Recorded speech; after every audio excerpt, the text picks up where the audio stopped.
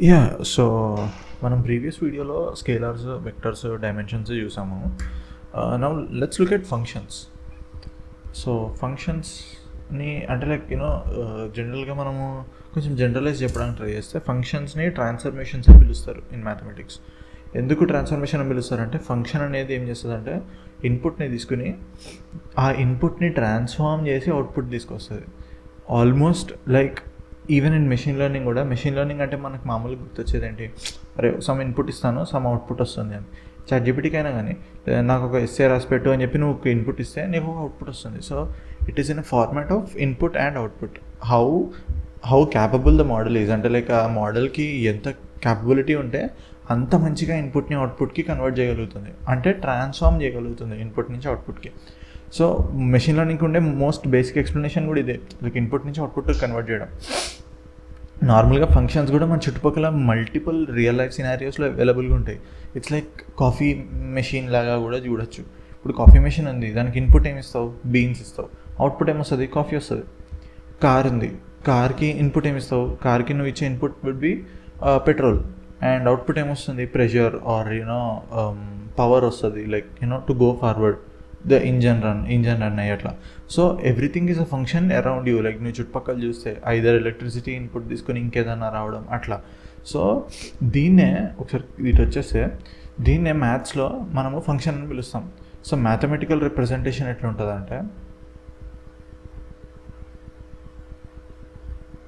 Math representation ఎట్లుంటుందంటే y is equal to F of x అని ఉంటుంది. ఈ ఎఫ్ ఆఫ్ ఎక్స్ అనేదే మన ఫంక్షన్. ఇక్కడ ఒకవేళ నేను సింపుల్గా రాయాలనుకుంటే కాఫీ ఉందనుకో, ఇందాక చెప్పిన ఎగ్జాంపులే, coffee is equal to function of beans,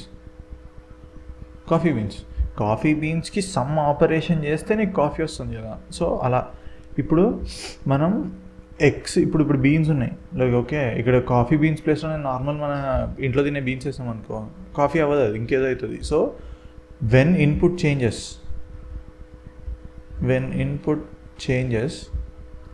output changes. Simple, obvious, very simple and very obvious. నువ్వు పెట్రోల్ కాకుండా డీజిల్ కొట్టిస్తే బండి ముందుకెళ్ళదు అదే బండిలో. సో ఇన్పుట్ మారినప్పుడు అవుట్పుట్ మారుతుంది. ఈ ఇన్పుట్ మారడం వల్ల అవుట్పుట్ మారడం అనేది అయితే ఉందో అదే మన మెషిన్ లెర్నింగ్ నేర్చుకునేది, like change, understanding the change.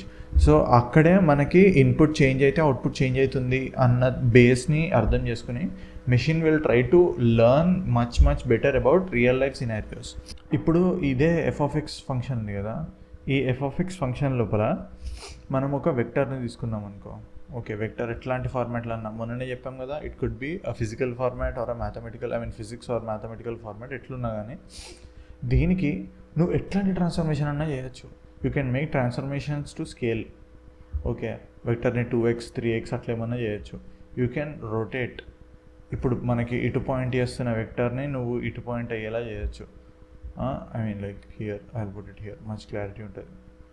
Okay, వెక్టర్ని మనం రొటేట్ చేయొచ్చు ట్రాన్స్ఫర్మేషన్లో.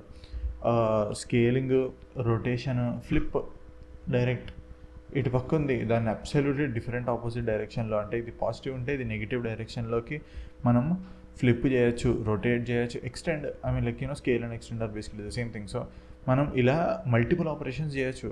ఇప్పుడు ఈ ఆపరేషన్స్ ఎందుకు చేయడం, లైక్ ఈ ఆపరేషన్ చేయడం వల్ల ఏమొస్తుంది అంటే మన ఎఫ్ ఆఫ్ ఎక్స్ అవుట్పుట్కి క్లోజ్గా వస్తుంది. సో ఇప్పుడు వై ఉంది కదా, Y is equal to F of ఎక్స్లో వై అనేది మన కాఫీ, ఓకే, ఎక్స్ అనేది మన బీన్స్ అన్నప్పుడు నువ్వు ఏ ఆపరేషన్స్ చేస్తావు, స్కేల్ చేస్తావా, రొటేట్ చేస్తావా, ఫ్లిప్ చేస్తావా, ఏమన్నా చేయి, కానీ నాకు కాఫీ కావాలి అనే కండిషన్లో ఇక్కడ నువ్వు ఏం చెయ్యాలి, like what operation should I do, logic, what logic should I apply in order to get coffee from beans అనేది నువ్వు రాసావు అనుకో. Like if you right it, if the logic is developed,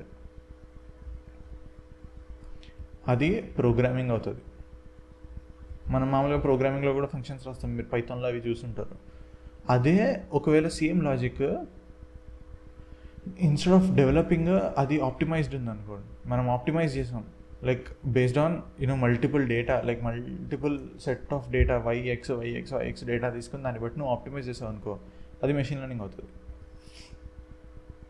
instead of developing the logic by your self, నువ్వు machine లెర్నింగ్ని logic develop చేసుకోమని చెప్తావు.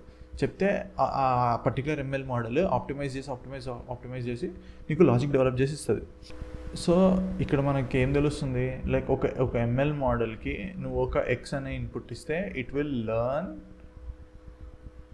Learn what transformations to apply.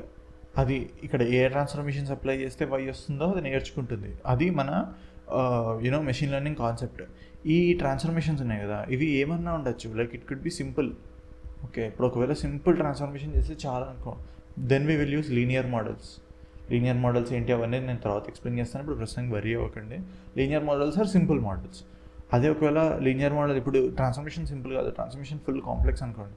ఇప్పుడు మనకు complex transformation ఉంటే then we will use neural networks or deep neural networks కానీ, లేకపోతే transformers కానీ, like something that we're seeing latest. ఇప్పుడు మనం లేటెస్ట్ టెక్ అయితే చూస్తున్నాము, అది when we're coming for complex use cases.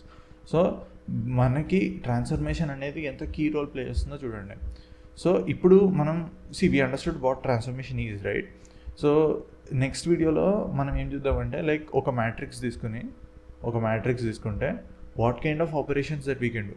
ఇప్పుడు ఈ ఫ్లిప్పింగ్ అవన్నీ చెప్పాను కదా, ఈ ఫ్లిప్పింగ్ కానీ స్కేలింగ్ కానీ వీటికి సిమిలర్గానే ఒక మ్యాట్రిక్స్ తీసుకుంటే దానికి what kind of transformations we can do, and ఆ ట్రాన్స్ఫర్మేషన్స్ చేయడం వల్ల ఆ మ్యాట్రిక్స్ ఎట్లా మాడిఫై అవుతుందనేది చూద్దాం.